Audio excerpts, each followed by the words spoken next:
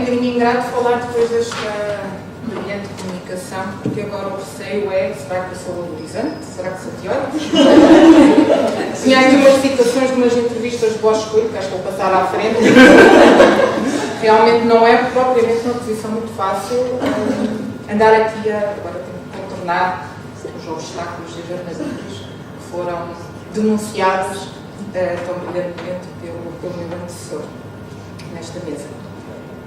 Bem, a obra que trago hoje é Água, uma novela rural, onde houve já uma comunicação muito interessante e que tocou vários pontos, que obviamente hoje também irei referir, da Maria do Carmo Mendes, e também a discussão que houve à tarde com o autor, também tocou alguns aspectos que eu irei abordar, portanto penso que há aqui um diálogo interessante com o dia de ontem, com vários, muitos tópicos que foram abordados a propósito desta obra e de outras.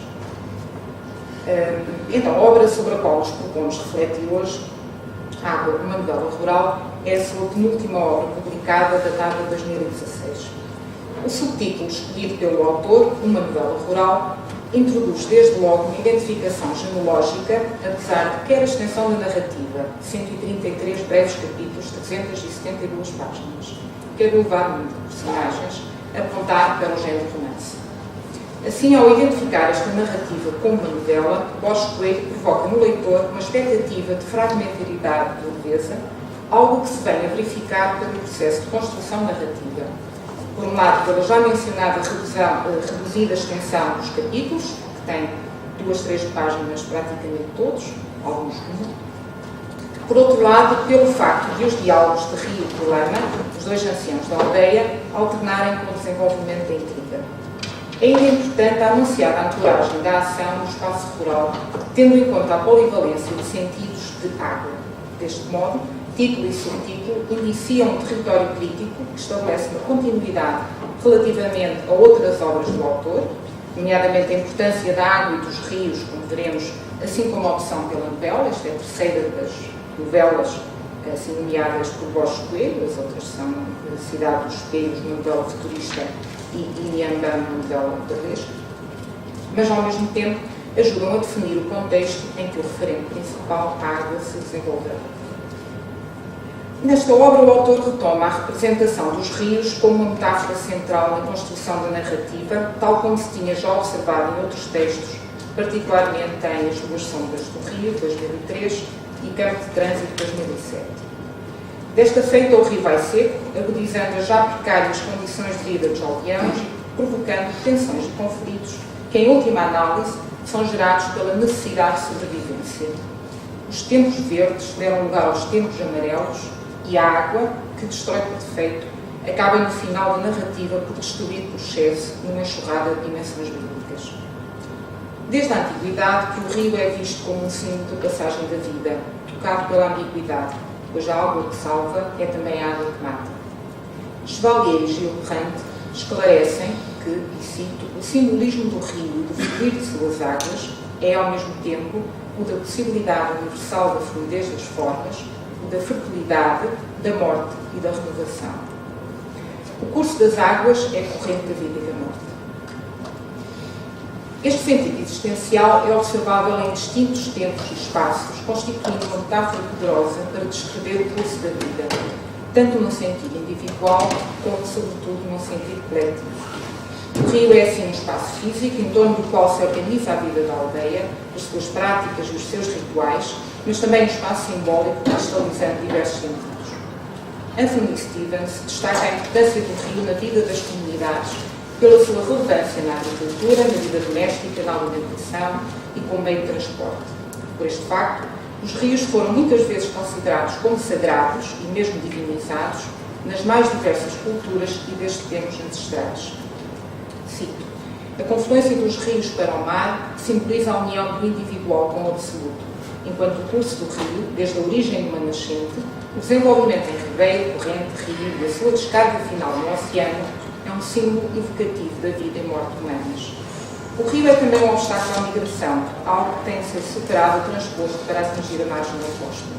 É igualmente uma fronteira territorial mutável, separando uma tribo ou comunidade de outra.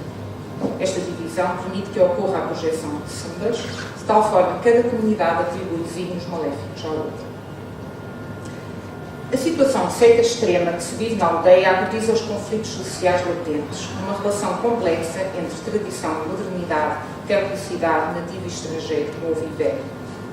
A novela desenvolve-se num diálogo pontuado pela perplexidade e pelas contradições, à semelhança da própria água que, avisa ao narrador, logo no início da novela, não é de fiar. Escassa no início, torrencial depois, a água pontua a vida das gentes e assinala a chegada do tempo em que as fronteiras se esboroam e todas as mestiçagens se tornam necessárias.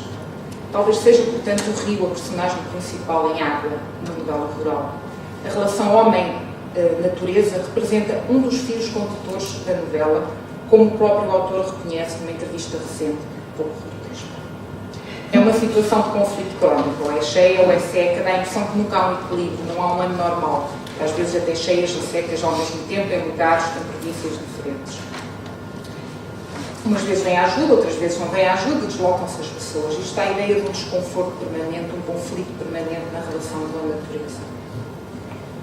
Se este desequilíbrio existe desde sempre, pois a fragilidade do ser humano perante a força da natureza é uma constante ao longo da história, não é específica naturalmente do contexto africano, novos problemas surgem quando a ação humana quebra os tenues equilíbrios dos ciclos e dos ritmos ancestrais. Mais expostos, os habitantes do espaço rural sofrem duplamente, com o agravamento das alterações climáticas e com a ausência de respostas por parte dos poderes instituídos. A água, como recurso natural indispensável, comanda a vida das comunidades rurais, condiciona todas as atividades e altera os comportamentos, frequentemente de forma dramática. Deste modo, reiteramos que o rio, na dupla dimensão da sua falta e do seu excesso, não é apenas um cenário, um pano de fundo, mas o leitmotiv que comanda toda a narrativa, uma personagem que interage com os outros personagens, condicionando o desenvolvimento da intriga e das relações interpessoais. O rio assume uma dimensão simbólica, o que veremos ao longo deste texto, mas também, sobretudo, uma corporalidade específica, como se pode observar logo na abertura do texto. Cito: a água tem o horror do vazio, o afã de esbater diferenças, o atávico asco, a orografia que procura alisar com a sua substância informe. De nada nos vale rodear a hidra. Onde andará a cabeça da água, aquela que urda o perverso plano, os longos braços que o implementam? Alguém viu a alma água? Páginas depois, no linear das cheias que tudo destruirão, retoma-se a metáfora da hidra, que é muito presente e muito poderosa, voltarei aqui de uma forma muito superficial, essa figura mitológica grega com várias cabeças de serpente e corpo de dragão, invencível, pois as cabeças que fossem cortadas voltavam a descer. O recurso a esta figura aprofunda o sentido apocalíptico da destruição causada pela água, tanto pela sua falta, como na passagem anterior, pelo seu excesso. Ou melhor, tanto pela sua falta, como na passagem anterior, como pelo seu excesso implícito.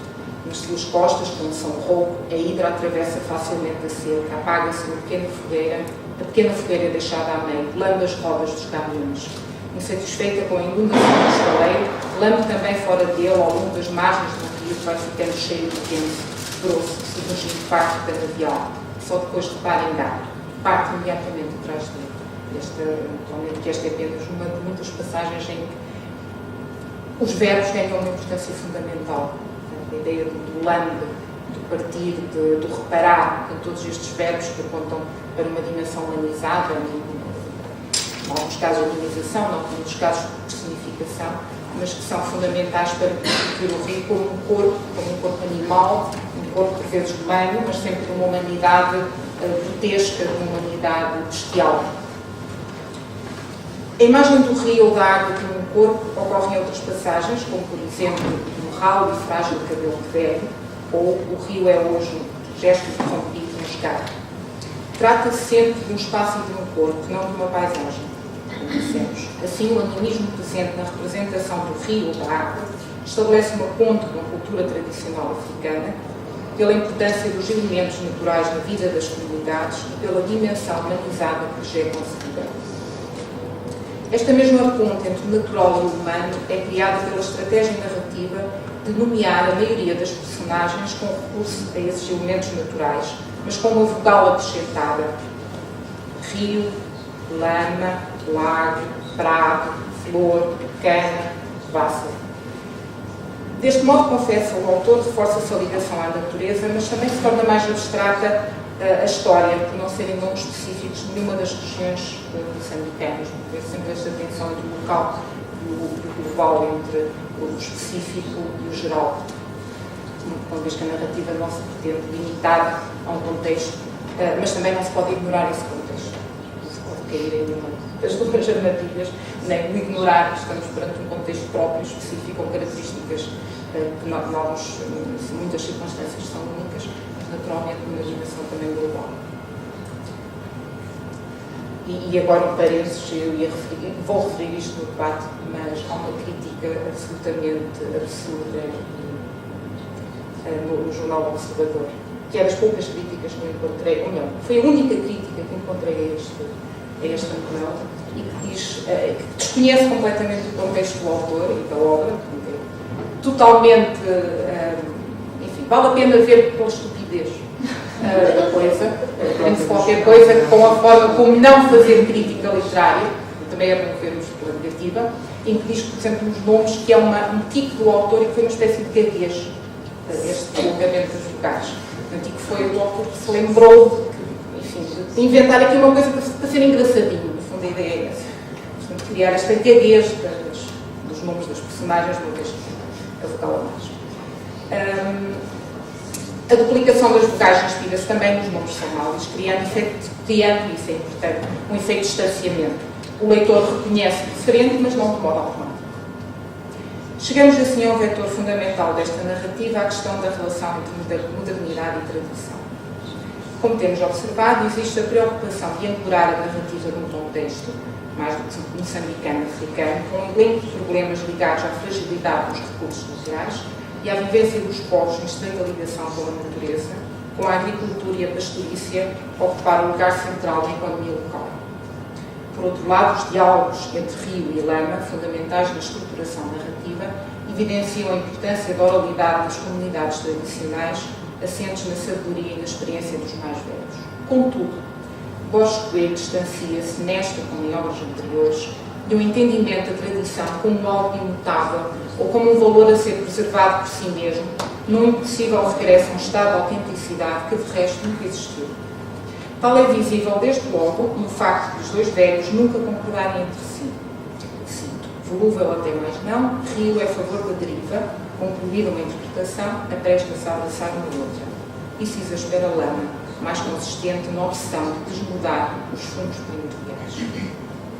A dialética assim criada põe em evidência a construção do conhecimento através do confronto dos opostos, mas também mostra, como assinala Borges Coelho, que a tradição não é coesa, é um debate também, é uma discussão interna. Eles representam a tradição por oposição aos instrumentos da cidade, que discutem muito entre si. Não menos importante, procurou mostrar-se que, além de serem a consciência da aldeia, os limites dessa consciência, porque eles nunca chegam a conclusões precisas, nunca resolvem problema nenhum. Eles refletem, esforçam-se, caminham, mas não resolvem nada. Deste modo, o valor da tradição não é reificado criticamente, mas antes inserido num contexto em que é necessário equilibrar o legado da tradição com os fluxos exteriores que modificam permanentemente culturas e sociedades. Tradição e modernidade não podem ser encarados como pares dicotómicos, com os correspondentes binómios África e Ocidente, rural e urbano, oralidade e escrita, línguas africanas, línguas europeias. Pois, como afirma Patrick Chabal, toda a cultura é uma constante fusão transformativa do tradicional e do moderno. Deste modo, modernidade não é o inverso da tradição, mas antes tradição tal como se mudou e moderniza. As culturas encontram-se em permanente transformação e são essas mudanças, complexas e por vezes contraditórias, que deverão ser refletidas, não sendo viável a recuperação de uma pureza pré-colonial onde se radicaria a autenticidade dos povos africanos. Na novela de Borges Coelho, em análise, a modernidade, ou que geralmente associamos a tal, está fortemente presente em múltiplos aspectos, dentre os quais destacamos dois, fundamentais no desenvolvimento da intriga: os telemóveis usados pelos protagonistas e a ação do engenheiro alemão Kossa. Em relação ao telemóvel, e aqui já tivemos, ontem já se falou de uma forma muito interessante esta questão, que é incontornável, nesta novela, do Afonso Celular. A sua existência e uso quase generalizado nos meios rurais africanos constitui uma evidência.